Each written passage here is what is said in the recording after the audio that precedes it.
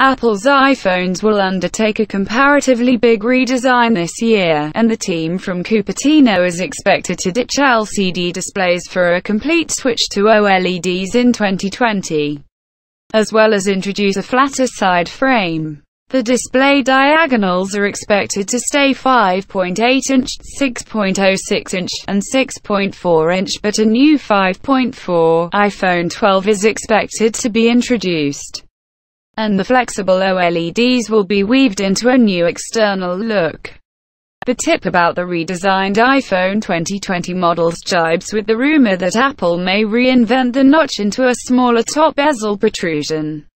Apple had initial troubles producing the Face ID modules for the iPhone X, which first had them, due to the precision needed for certain parts, but now all of this is behind it, and there have even been reports that its suppliers have managed to shrink the kit further. If Finazar and other Apple True Depth camera sensor suppliers have managed to make the whole setup even smaller, it would explain why Apple may have decided to improve the screen-to-body ratio further, as the current state of its all-screen efforts clashes with its minimalist design heritage pretty obviously.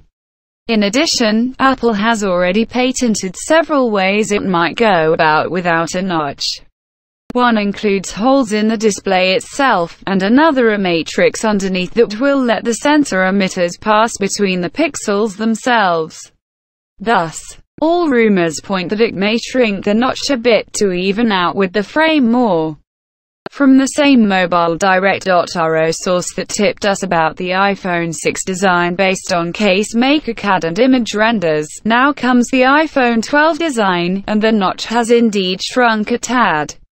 as you can see below. Nothing drastic though, and not as much as on other renders we've seen lately, so this seems to be an evolution of the existing design, rather than a brand new undertaking.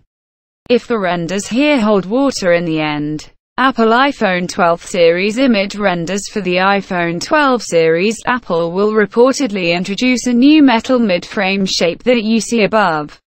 coupled with a different back panel than what we have now, as well as the aforementioned brand new 5.4 form factor. When you add the 5G modem, the 5nm Apple A14,